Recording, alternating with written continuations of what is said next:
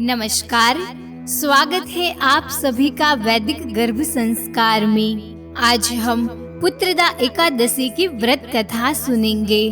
शास्त्रों के अनुसार जो दंपति इस व्रत कथा को श्रद्धा और निष्ठा से सुनते हैं, उन्हें भगवान विष्णु की कृपा से न केवल संतान प्राप्ति का सुख मिलता है, बल्कि उनकी संतान गुणवान और दीर्घायु होती है। गर्भ में पल रहे शिशु के गुणों और संस्कारों पर सकारात्मक प्रभाव पड़ता है। पुत्रदा एकादशी के दिन संतान गोपाल मंत्र का जाप जरूर करें, जिसकी लिंक डिस्क्रिप्शन में दी हुई है। तो चलिए भगवान श्री कृष्ण की शुद्ध भक्ति प्रदान करने वाली पुत्रदा एकादशी की कथा सुनते हैं। यह उस समय की बात है जब द्वापर युग में भगवान श्री कृष्ण युधिष्ठिर महाराज को लोक कल्याण हेतु एकादशी का महत्व समझा रहे थे। तब युधिष्ठिर महाराज ने भगवान से कहा, हे मधुसूदन, कृपा करके पौष मास के शुक्ल पक्ष में आने वाली एकादशी का महत्व समझाइए। तब भगवान श्री कृष्ण ने उत्तर दिया, हे राजन, मैं इस पवित्र एकादशी का वर्णन अवश्य करूंगा, जिसके श्रवण मात्र से ही व्यक्ति के सभी पाप नष्ट हो जाते हैं। अश्व में एक यज्ञ के समान पुण्य फल प्राप्त होता है। इस एकादशी को पवित्रा एकादशी के नाम से भी जाना जाता है। इस एकादशी की एक सुंदर कथा भी है, जिसे सुनकर आप एकादशी का महत्व समझ पाएंगे। इसे ध्यान पूर्वक सुनिए। भगवान श्री कृष्ण बोले, यह उस समय की बात है जब द्वापर युग के प्रारंभ में माहिष्मतीपुरी नामक राज्य हुआ करता था। यह राज्य अत्यंत समृद्ध था। इस राज्य के राजा महीजिता भी अत्यंत दयालु और शक्तिशाली थे। वे अपनी प्रजा के हर सुख का ध्यान रखते थे। एक पिता के भांति राजा के जीवन में हर प्रकार की सुख सुविधा और संपन्नता थी। प्रजा भी राजा से संतुष्ट और प्रसन्न थी। राजा के सुखमय जीवन में एक ही दुख का अंधकार था, और वो था कि उसकी कोई संतान नहीं थी। उसके कुल को प्रकाश से भरने वाला कोई कुल दीपक अभी तक नहीं आया था। काफी समय बीत चुका था। अनेक प्रयासों के बाद भी उन्हें कोई संतान प्राप्त नहीं हुई, और आखिरकार थक हार के एक दिन राजा ने अपने सलाहकार ब्राह्मणों की एक सभा बुलाई और उनसे कहने लगे, हे ब्राह्मणों, मैंने इस जीवन में कोई पाप नहीं किया है, और ना ही कभी भी राजकोष में अनुचित साधनों द्वारा वृद्धि करने का प्रयास किया है। ना ही कभी मैंने देवता और ब्राह्मणों को अर्पित भेंट छीनी है। मैंने अपने प्रजा का पालन अपनी संतान की तरह किया है। मैंने कभी भी कोई अधर्म का आचरण नहीं किया। वैदिक नियमों का श्रद्धा पूर्वक पालन किया है। फिर भी मेरा घर, मेरा जीवन पुत्र से वंचित क्यों है? कृपया आप सभी इसका कारण बताइए। राजा की बात सुनकर सभी विद्वान और ब्राह्मणों ने आपस में चर्चा की। अनेक शास्त्र छान मारे, लेकिन कुछ समझ नहीं आ रहा था। आखिर अंत में उन्होंने यह निर्णय किया कि अब वे नगर से बाहर जंगल में जाएंगे, जहां अनेक ऋषि मुनि अपने भिन्न भिन्न आश्रमों में तपस्या कर रहे हैं। सभी विद्वान जन निकल पड़े अपने प्रजा वत्सल राजा की समस्या का समाधान ढूंढने के लिए। जंगल में आगे जाते हुए उन्होंने एक महान ऋषि का आश्रम देखा, जो कि स्वयं ऋषि के तेज से कांतिमान था। और यह आश्रम था महान ऋषि लोमस मुनि का, जिनकी आयु के विषय में अंदाजा लगाना असंभव है। और ऐसा इसीलिए है क्योंकि लोमस ऋषि को मिले हुए वरदान के अनुसार वे तब तक इस पृथ्वी पर रहेंगे जब तक उनके शरीर के सारे बाल नहीं गिर जाते और उनके शरीर का एक बाल ब्रह्मा जी के 12 घंटे बाद यानी 4 अरब 320 करोड़ वर्षों के बाद गिरता था।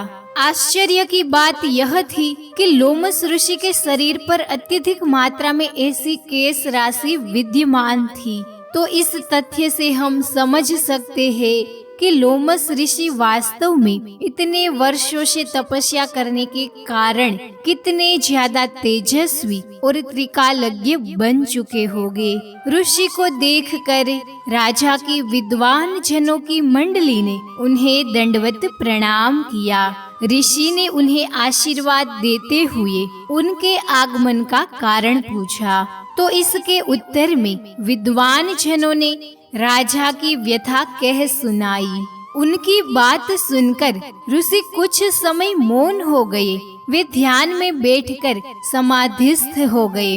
कुछ समय तक उन्होंने मंथन किया और शायद कुछ देखा भी और फिर आंखें खोली।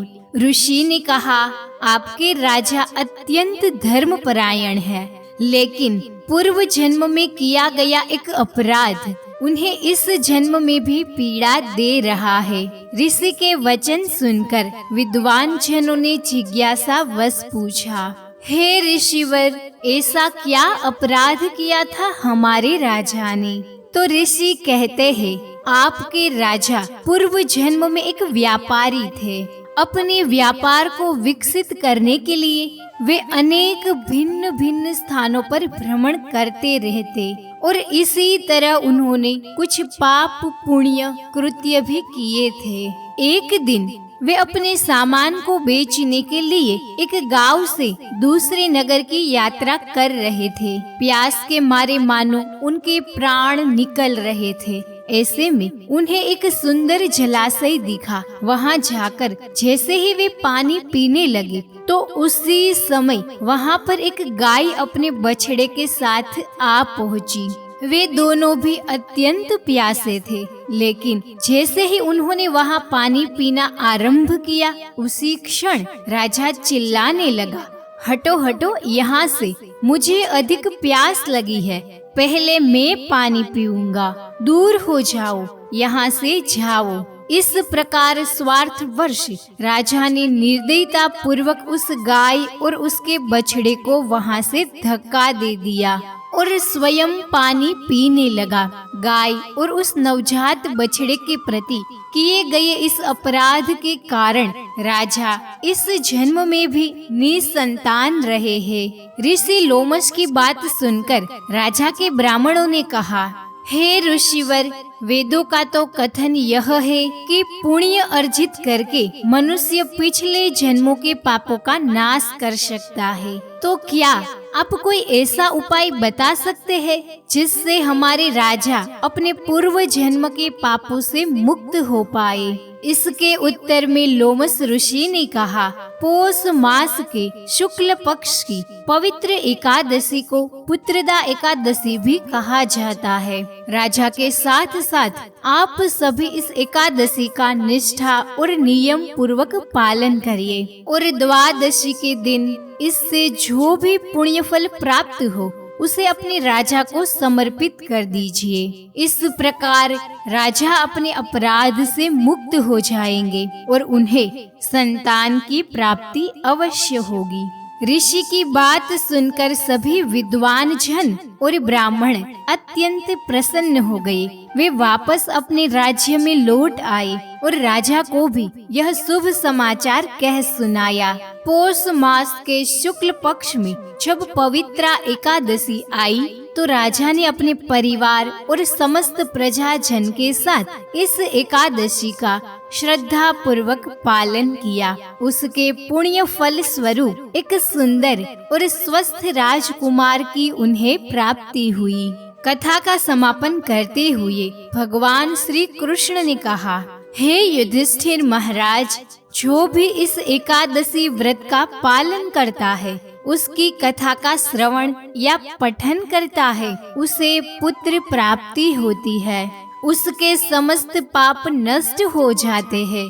और इतना ही नहीं, इस कथा का श्रवण मात्र करने से भी व्यक्ति को अश्वमेघ यज्ञ का फल प्राप्त होता है, जो कि इस कथा को सुनने के बाद अभी आपको मिल रहा है। तो इसीलिए पवित्र पुत्रदा एकादशी का महिमा मंडन करती हुई इस कथा को उन सभी लोगों को अभी शेयर कर दीजिए जिन्होंने अभी तक इसे नहीं सुना है, और आज के दिन उन्हें भी सुनना चाहिए। आज के दिन ओम नमो नारायणाय, ओम नमो भगवते वासुदेवाय या तो संतान गोपाल मंत्र जरूर सुने, जिसकी लिंक मैंने डिस्क्रिप्शन में दी हुई है।